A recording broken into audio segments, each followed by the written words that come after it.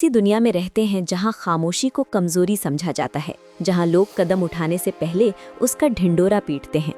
लेकिन क्या आपने कभी गौर किया है कि शेर शिकार करने से पहले दहाड़ता नहीं है? तूफान आने से पहले हवा थम क्यों जाती है? सच तो यह है कि आपकी ज़ुबान जितना ज़्यादा बोलती है, आपके हाथ उतना ही कम काम करते हैं। आपकी तवानाई आपके अल्फाज में ज़ाया हो रही है, जबकि उसे आपके अमल में होना चाहिए था।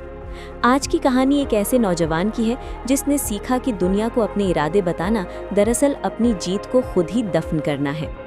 हमजा एक पुरजोश नौजवान था जिसके पास आइडियाज़ का अंबार था। वो जब भी कुछ नया सोचता फौरन अपने दोस्तों को बताता, सोशल मीडिया पर स्टेटस लगाता और सबसे दाद वसूल करता। लोग उसे कहते, हमजा तुम तो कमाल कर दोगे।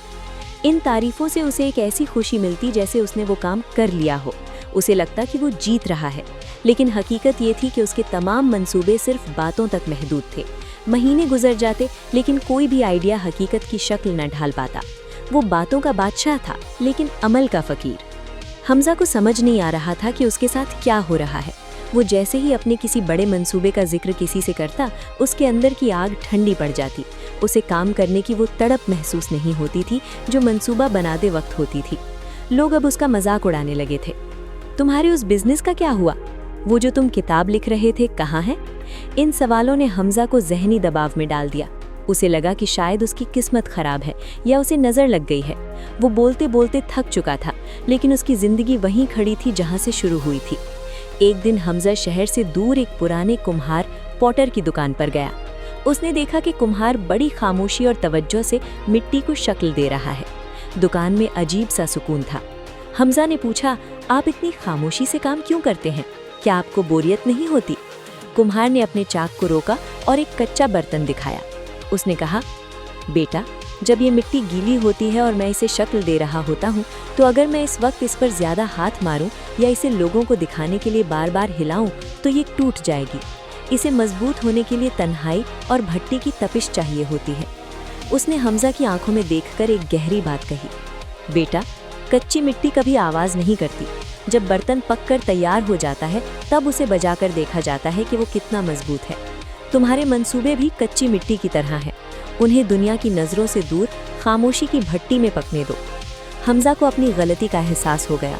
उसे समझ आ गया कि जब वो अपने मंसूबों का ऐलान करता था तो उसका दिमाग डोपामीन की वो लहर खारिज करता था जो उसे काम मुकम्मल करने के बाद मिलनी चाहिए थी।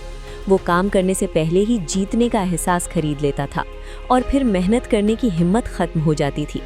उसने उसी दिन फैसला किया, अब से वो पोशीदा हो जाएगा। उसने सोशल मीडिया ऐप्स डिलीट कर दी, दोस्तों को सफाइयाँ देना बंद कर दी और अपने कमरे का दरवाज़ा बंद करके अपने मकसद पर जुट गया। दोस्तों, दुनिया को ये न बताएं कि आप क्या करने वाले हैं, बल्कि उन्हें करके दिखाएं। खामोशी का मतलब ये नहीं कि आप कुछ नहीं कर रहे, बल्कि इसका मतलब ये है कि आप इतनी शिद्दत से मेहनत कर रहे हैं कि आपके पास बोलने का वक्त ही नहीं है। नफ्सियात कहती है कि जब आप अपने मकासद का ऐलान करते हैं तो आपके दिमाग को लगता है कि हदफ हासिल हो गया है और आपकी कारकर्दगी गिर जाती है। अपनी तवानाई को बचाएं, उसे अपने काम में लगाएं। अपनी सफलता को इतना शोर मचाने दें कि आपको कुछ कहने की ज़रूरत ही ना पड़े। 6 महीने बाद जब हमजा दोबारा सामने आया तो उसके पास बोलने के लिए अल्फाज नहीं थे, बल्कि उसके हाथ में उसकी मेहनत का फल था।